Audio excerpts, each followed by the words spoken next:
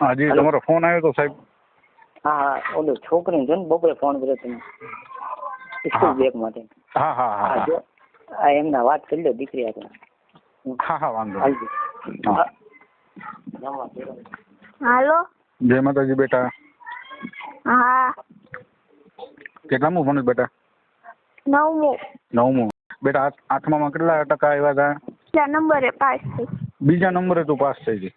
હા 90% આવ્યા. 90% ને તું બીજા નંબરે પાસ થઈ ગઈ. ઓકે. હા. તો હવે 9મામાં અત્યારે 9મું ચાલે છે ને તારું?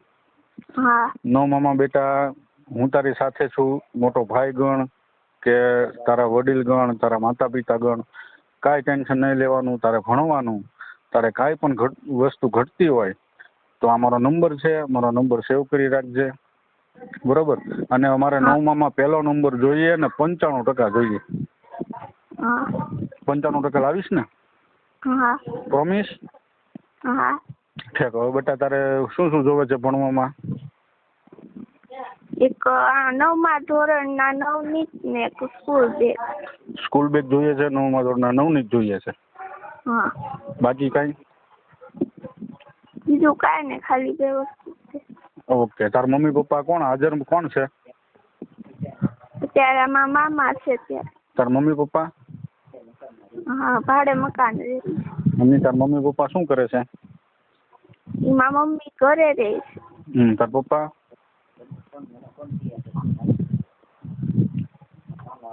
હાલો. હાલો. હા, એ છોકરીના પપ્પા શું કરે? એમના છૂટાછેડા થઈ ગયા છેલ્લા 10 વર્ષથી. એમના પીવાસી હતા ને તો એમને હેરાન બહુ કરતા હતા મા દીકરીને. છોકરીના પપ્પા બહુ દારૂ પીતા? હા દારૂ પીતા હતા, છૂટાછેડા થઈ ગયા. એમના દીકરા એમના મમ્મીથી ઘરકામ હોય ન હોય વ્યવહાર તો આર્થિક પરિસ્થિતિ નીકળી. કાંઈ વાંધો નહીં. દીકરીને કાંઈ વાંધો નહીં. મારે હવે ટૂંકમાં હવે મને ખબર પડી ગઈ શું પ્રોબ્લેમ છે. એક મમ્મી એના ટૂંકમાં સાવ સંભાળ રાખે છે. અત્યાર સુધી તો શું છે કે હું અમે બાજુ વાળા હતા, મારા મમ્મી ની બધા બેન ની બધા એને સપોર્ટ કરતા હતા. પણ મારે ઘર પરિવાર હોય તો મેં કીધું સારું આર્થિક ટેકો કરી રીતે. એમ તો 600 રૂપિયા કોમ્પ્યુટર ફી ભરી દીધી મેં. અમે બધા છીએ તમારી માટે જ છીએ શિવરમાં. અમારી આખી ટીમ છે. હું છું અને કે ગોહિલ છે, એડવોકેટ છે અને બહુ સારા વ્યક્તિ છે. અને આપણે છે ને એડવોકેટ કે ગોહિલની ઓફિસ જ મળવાનું છે. હા એ કઈ જગ્યાએ? તો પાછું આપણે મામલતદાર ઓફિસ છે. હા મામલતદાર ઓફિસની એક્ઝેક્ટ સામે છે ને કે ગોહિલની ઓફિસ છે. બરોબર સમજાય. અને ત્યાં આપણે તમારે થોડોક સમય મને આપવો પડશે. દીકરીને લઈને તમારે આવવાનું અને આપણે દીકરીને જે કાંઈ વસ્તુ જોઈતી હોય ને એ આપણે બજારમાં જઈને અપાવી દઈશું. બરોબર. તમને એની બેન પણ છે એ બિચારા તેના મમ્મી પપ્પા કાંઈક દારૂડિયા છે. હા તો મને નંબર આપજો. શિહોરમાં ભાવનગર જિલ્લામાં કોઈ પણ એવું બાળક હોય કે એના મમ્મી નો હોય, પપ્પા નો હોય અથવા બેમાંથી એક નો હોય તો એની સાથે રહીને જ્યાં સુધી ડોક્ટર વકીલ ન બને કે જ્યાં સુધી એમ કે મારે નહીં ભણવું નથી હવે ત્યાં સુધી અમે એમની સાથે છીએ. અમે ભલે અમારી પાસે પૈસા ન હોય પણ અમે ગામમાંથી માંગીને લાવીને એને ભણાવશું. એમાં હું છે ભણવામાં હોશિયાર છે ને એટલા માટે. ના મને દીકરીએ કીધું કે મારે 90% આવ્યા હતા અને બીજો નંબર આવ્યો હતો. એટલે આપણે આ દીકરીને છે ને આગળ જેમ બને એમ ભણે અને એનું ફ્યુચર સારું થાય એ રીતના કરવાનું છે. એટલે કાંઈ વાંધો નહીં. આપણે મારામાં તો મેં કીધું લાવો ટ્રાય કરી લઈએ. ના તમે બહુ સેવા આંગળી ચીંધ્યાનું કામ કર્યું છે ને બહુ સેવાનું કામ કર્યું છે. અમારા સુધી તમે આ દીકરીને પહોંચાડી. હવે બધી જવાબદારી દીકરીની અમારી જે કાંઈ ઘટતું હોય છે ને ભણવામાં અહીં અમે બધી જવાબદારી ઉઠાવી લઈશું. અને બીજું કે છે ને તમે આ તમારો નંબર છે ને? હા મારો જ નંબર. આપણે શનિવારે તમે આ દીકરીને લાવી શકશો સાંજે 6 વાગે? સાંજે 6 વાગે વાંધો નહીં. તમે તારે 6 વાગે ને સાંજે? હા વાંધો નહીં હાલો. કારણ કે મારે કાંગળીથી એક પરિવાર આવવાનો છે. એ સાંજે 6 વાગે મને બોલાવે છે. તો આ દીકરી 6 વાગે આવે ને તો આપણે બધાને એક હારે બધી વસ્તુઓ અપાવી દઈએ. હા તો કાંઈ વાંધો નહીં. શનિવારે સાંજે 6 વાગે મામલતદાર ઓફિસની સામે કે ગોહિલ સાહેબ છે એની ઓફિસે. હા એડવોકેટ કે ગોહિલ સાહેબની ઓફિસે આપણે મળવાનું છે. માર્કશીટની ઝેરોક્ષ કઈ લાવવું પડશે? કાંઈ પણ કોઈ પણ પ્રકારની લાઈનમાં નથી ઊભું રહેવાનું.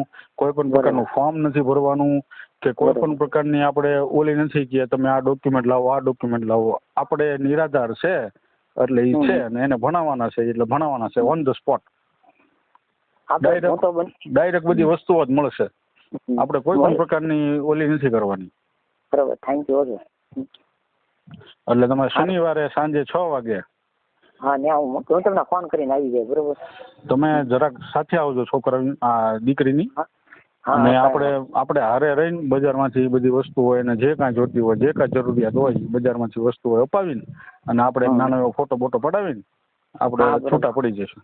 હા બરોબર, થેન્ક યુ. બરોબર ને? એટલે તમે મને શુક્રવારે સાંજે ફોન કરજો એટલે હું તમને શુક્રવારે સાંજે ફોન કરજો એટલે હું તમને જગ્યા બગ્યા અત્યારે કીધું ને એ રીતના પાછું તમને રિપીટ કરી આપીશ. હા બરોબર, થેન્ક યુ. અમે થેન્ક યુ નો ભાઈ, અમે બેઠા જ છીએ. આવા છોકરાઓ માટે, આવા છોકરાઓ હજી તમને મળે તો અમે બધા બેઠા છીએ. અમારી આગળ ભંડોળ ન હોય, અમે માંગીને કરશું, પણ આવા છોકરા 5-25 સારા અધિકારી બને, સરકારી નોકરીના અધિકારી બને કે પ્રાઇવેટ એનો ધંધો શરૂ કરે તો અમને 5-25 યાદ કરે કે ભાઈ જયેન્દ્રભાઈ કે ભાઈ કે ગોહિલ સાહેબ, જે કે સરવૈયા સાહેબ આવા માણસો હતા કે અમને આગળ વધારવા વાળા હતા. ને એ બીજું કે એ આગળ વધે ને 5-25 એ સારા નોકરિયાત બને તો એ અમને કામ આવી શકશે. કદાચ એનો 50-60 હજાર પગાર હોય તો એ અમને કહી શકશે જયેન્દ્રભાઈ મારો 50-60 હજાર પગાર છે, લ્યો 5,000 રૂપિયાનો ડોનેશન હું આપું તમને. હા એ વાત છે તમારી. એટલે આપણે શિવરમાંથી એવા છોકરા ઉપાડવાના છે કે જેને ભણવામાં રસ છે અને આગળ જતા એ સારું એનું ફ્યુચર નક્કી કરી શકે. બરોબર, બરોબર ને? એટલે શનિવારે આપણે છે ને સાંજે આપણે મળશું ને તમે શુક્રવારે સાંજે મને ફોન કરવાનું ભૂલતા નહીં. હા કાંઈ વાંધો, કાલે સાંજે ફોન કરીશ તમને. હા બસ, ઓકે ચાલો, થેન્ક યુ. Okay okay.